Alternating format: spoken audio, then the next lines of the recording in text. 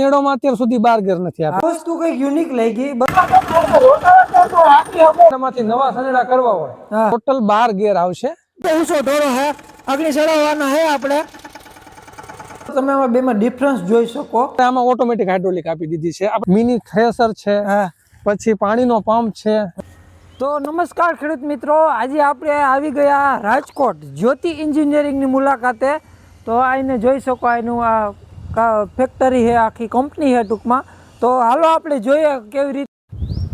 તો ચાલો આપણે જોઈએ સનેડો કેવી રીતના બને.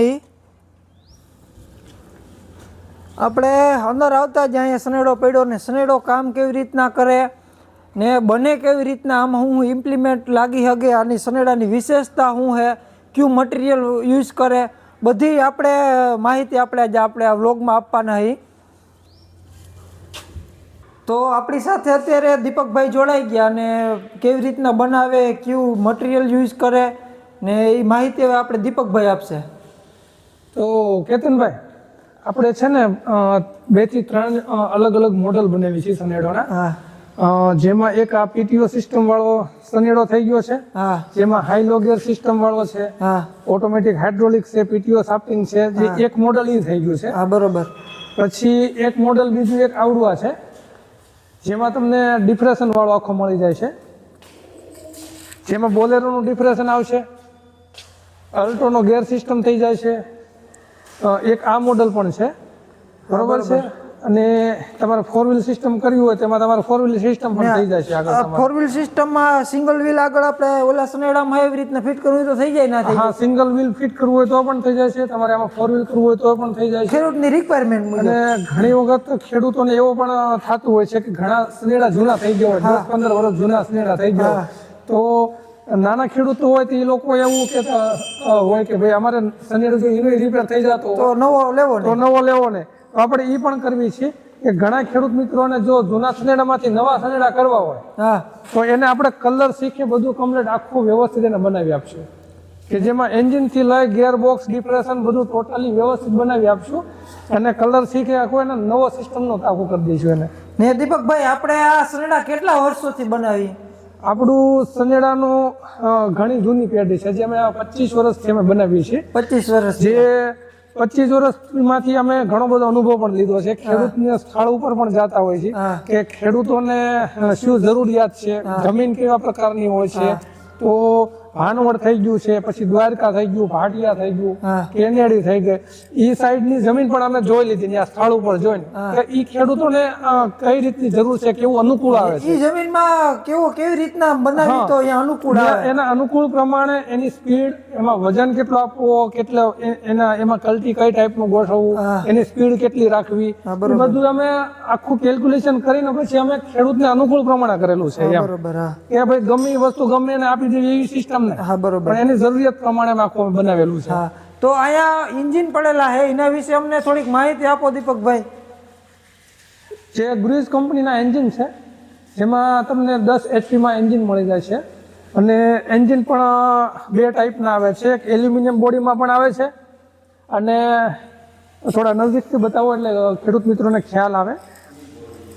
જેમાં એલ્યુમિનિયમ બોડીમાં પણ આવે છે, અને બીજું કે તમારે આવડે સ્ટીલ ટાઈપની બોડીમાં જોતું હોય તમારે કાળા પતરામાં, તો તેમાં પણ મળી જશે. એ પ્રકારના એન્જિન પણ મળી જશે. અત્યારે પછી અહીંયા કામકાજ સનેડાનું આપણે અહીંયા વર્કશોપમાં તમને બતાવેલા ખેડૂત મિત્રોને વધારે ખ્યાલ આવે કે કઈ રીતનું છે. એના જરૂરિયાત પ્રમાણે જાળી પણ મળી જાય છે, કે જેને મગફળીમાં આંકવું છે તો 20ની જાળીમાં આંકવું હોય, 24માં આંકવું હોય તો એ જાળીમાં પણ તમને મળી જશે. અત્યારે જે છે એ 60ની જાળીમાં છે, 60ની જાળીમાં આંકી શકો. બરોબર છે. પછી અહીંયા પાછળથી બતાવો. બરોબર છે. પાછળથી તમે જુઓ, ડિપ્રેશન છે અત્યારે 20નું છે, 20ની જાળીમાં, એટલે 40નું સેન્ટર છે અત્યારે. અને વ્હીલ પ્લેટ ફેરવો તમે એટલે તમારે 24ની જાળી મળી જાય. પછી તમે એને 20ની જાળીમાંથી તમારે જો જાળી ફેરફાર કરવી હોય તો ડોગરા સ્લાઇડ 20 ને 24ની જાળી છે, પછી 26ની જાળી છે, 23ની થઈ ગઈ, 30ની જાળી થઈ ગઈ, તો તમે આ સ્લાઇડિંગ રગડા દ્વારા તમે તમારા હિસાબ જાળી એડજસ્ટ કરી શકો. જાળી એડજસ્ટમેન્ટ તમે કરી શકો. બરોબર. તો એ આખી કમ્પ્લીટ ખેડૂતની જરૂરિયાત પ્રમાણે જેની જરૂર છે એ પ્રમાણે આપણે આખું એને ડિઝાઇન કરેલું છે, બનાવેલું છે. અને દીપકભાઈ આ સનેડામાં આ વસ્તુ કઈક યુનિક લાગી, બતાવો આપણે આ વસ્તુ શું કામ કરે ને કેવી રીતે આ વસ્તુ. તો કેતનભાઈ, ઘણી વખત એવું થતું હોય છે કે પાછળ ખેડૂત છે જેના કલ્ટિવેટર વજનદાર હોય છે, તો ઓછી જમીનમાં પડી જતું હોય વધારે, અને તો એ લોકોને શું થતું હોય કે પછી હાઇડ્રોલિક થી ઊંચું કરવું પડતું હોય કે ત્યાંથી ઊંચું લઈને એન્જિન દબાઈ જતું હોય, એવો પ્રશ્ન બનતો. બરોબર, આ બને તો આપણે એની સિસ્ટમ કંટ્રોલ અહીંયા જ આપી દીધો છે. એનો કંટ્રોલ આપણે અહીંયા આગળ જ આપી દીધેલો છે, જે ખેડૂત મિત્રો અહીં સીટ ઉપર બેઠા બેઠા એને એડજસ્ટ કરી શકે છે, જેથી કરી પાછળના બાવડા અહીંયાથી હું ફેરવું એટલે ઓછા થાય છે. બતાવો ભાઈ. જે ખેડૂત મિત્રો અહીંયાથી બેઠા બેઠા જ કંટ્રોલ કરી શકે છે. ટૂંકમાં આપણે મોટા ટ્રેક્ટરમાં આપણે લીપ બાંધીએ ટૂંકમાં, હા, એ બંધાઈ જાય ટૂંકમાં. એ ટાઈપની આપણે મેન્યુઅલ લીપ બનાવેલી છે મેન્યુઅલ લીપ, હા, કે તમારે એક સેટિંગ એ તમે મૂકી દો એટલે એનાથી વધારે ન પડે. પછી સેટ છે તમે હાઇડ્રોલિક થી ઊંચું કરી લો, પછી હાઇડ્રોલિક નીચે મૂકી દો, ત્યાં આવીને ઊભું રહી જાય છે. હા, બરોબર બરોબર છે. એમાં આપણે કી સિસ્ટમ આપેલી છે ખેડૂત મિત્રોને ઈ ન થાય. અને બીજું કે લોકોને સનેડોમાં મેન પ્રશ્ન હોય, આ સિસ્ટમ આપી એક ફાયદો છે, ઘણા સનેડામાં એ બોલ આપે બે બાજુ, બોલ ઊંચા નીચા કરી નાખો એટલે અહીંયા એનું ટૂંકમાં બંધાઈ જાય નહીં, એનાથી હેઠું ના ઉતરે, એટલે ઘણી નીચે ઉતરવું પડે. તો એમાં એવું થતું હોય કે ઘડીએ ઘડીએ નીચે ઉતરી સેટિંગ કરવું પડતું હોય છે, તો એમાં સમય પણ વેસ્ટ થતો હોય છે અને મજા ન આવતી. તમે તમારા જરૂરિયાત પ્રમાણે સીટ ઉપર બેઠા બેઠા એડજસ્ટ કરી શકીએ આપણે. હા, ઈ છે. પછી સનેડોમાં મેન પ્રશ્ન બધાને હોય તો એક્સેલ નો હોય છે. એક્સેલ નો, હા. તો એક્સેલ તૂટવાના પ્રશ્નના લીધે ઘણા ખેડૂત મિત્રો હેરાન થતા હોય, તો એમાં આપણે એક્સેલ છે ને ફૂલ હેવી મટીરિયલમાંથી આપી દીધેલી છે. બરોબર છે. હવે તમે ફૂલ હેવી મટીરિયલમાં જોઈ લો એટલે તમને જોઈ લો. અને બીજું કે આમાં કોઈ પ્રકારનો આપણે જોઈન્ટ નથી, સાંધો નથી, વેલ્ડિંગ વાળી નથી, એટલે તૂટવાનો પ્રશ્ન જ નથી આવવાનો. તો કેતનભાઈ, બધાને સનેડોમાં છે ને વધારે એક્સેલ તૂટવાના બધાને પ્રશ્નો આવતા બહુ આવે. બરોબર છે. તો આમાં એટલે આપણે આમાં શું છે કે વ્યવસ્થિત હેવી મટીરિયલ માંથી સાંધા વગરની, વેલ્ડિંગ વગરની આપણે એક્સેલ બનાવેલી છે આખી. હવે તમે છે ને આ એક્સેલ જુઓ, આ એક્સેલમાં તમને કઈ ડિફરન્ટ બતાવે છે? જો આ આપણે નાખવી છે અને આ બધા લોકો નાખે છે પતલી, એના કારણે બધાને તૂટવાના પ્રશ્ન આવતા હોય, તો આપણે ફૂલ હેવી જ કરી નાખી છે એટલે પ્રશ્ન આવતો નથી. પછી તો ખેડૂત મિત્રો, તમે આમાં બેમાં ડિફરન્સ જોઈ શકો. આ જ્યોતિ કંપની બનાવે અને આ જે બીજી બધી અલગ કંપની બનાવે એ એમનેમ જ 25-30 વર્ષોથી આ જૂની પેઢી છે, લોકોનો વિશ્વાસ એટલા માટે જોડાયેલો છે. જ્યોતિ કંપની પોતાના હેવી મટીરિયલ માટે વખણાય છે. તો દીપકભાઈ, આની કિંમત શું છે અત્યારે હાલમાં, ને સરકાર તરફથી કોઈ સબસિડી કે બીજું કોઈ સહાય બાબત? આમાં છે ને કેતનભાઈ, સમય પ્રમાણે કિંમત આની વધઘટ થતી હોય છે, એટલે ખેડૂત મિત્રોને કિંમત જાણવા માટે આપેલા નંબર ઉપર, ડિસ્પ્લે ઉપર નંબર આપેલા છે, અમને કોલ કરીને જાણી શકે છે, કારણ કે સમય પ્રમાણે કિંમત એને ફેરફાર થતો હોય છે.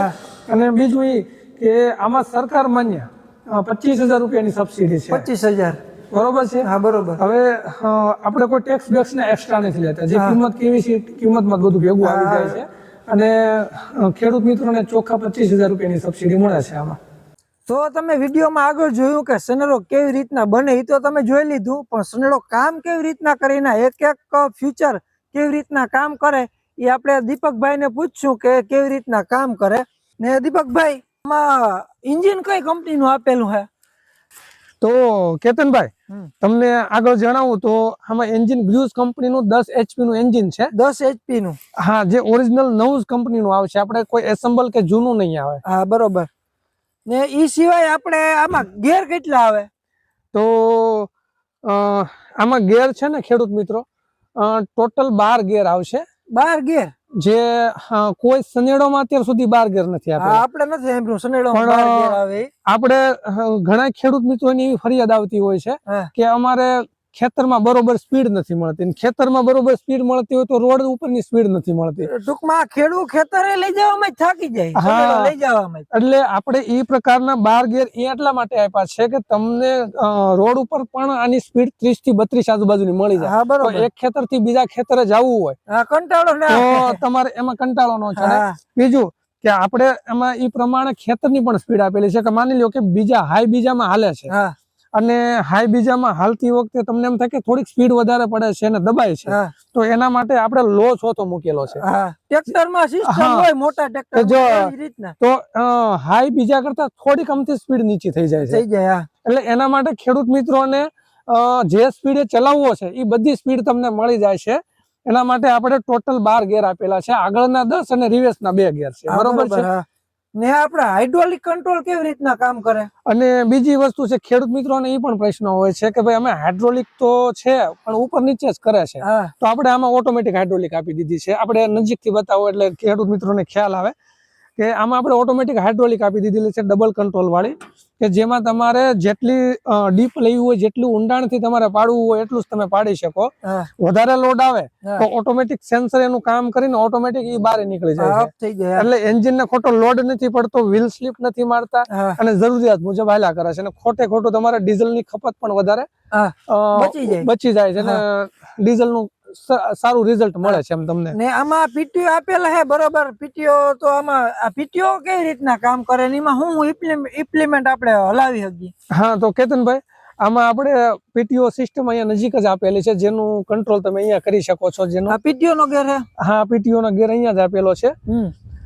અને બીજી સિસ્ટમ કે તમે પીટીઓ માં આપણે સ્ટાન્ડર્ડ આરપીએમ જ છે, જે ટ્રેક્ટરમાં આવે 540 આરપીએમ. 540 આરપીએમ માં છે, જેમાં તમે 2.5 ફૂટનું રોટાવેટર ચલાવી શકો છો.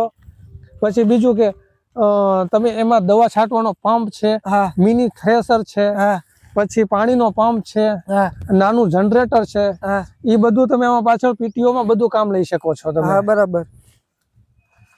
ને એ સિવાય આપણે હાઈલોના ગેર કેવી રીતના આપેલા હે? હવે આમાં છે ને ટોટલ 5 ગેર છે ને, ઈ ફોરવર્ડ ના આપણે હાઈ ના છે અને ઈની તમે લો માં પાડશો એટલે તમને 5 ગેર બીજા મળી જશે. એટલે ટોટલ આગળના 10 મળી જશે અને રિવર્સના 2 મળી જશે. બરોબર છે. અને બીજું આમાં તમારા સિસ્ટમમાં છે ને, આમાં આખી ગિયરબોક્સ ની બોડી ની બધું છે આપણે પોતે જ બનાવેલું છે, આપણું મેન્યુફેક્ચર. આપણે આગળ જોયું આપણે કંપનીમાં એવી રીતના. હા, એ રીતે જ છે. એટલે કોઈ ખેડૂતની બાબતથી પ્રશ્ન નહીં આવે. ને આ હરંગ જ આવે ને આખું? હા, સળંગ આપણી કંપનીનું આખું બોડીમાં જ છે, કોઈ ચેચીસમાં કે એ રીતે બનાવેલું નથી. હા, બરોબર. દીપકભાઈ, આમાં રોટાવેટર આપેલું હોય તો આપણા દર્શક મિત્રોને રોટાવેટર હાકીને બતાવો.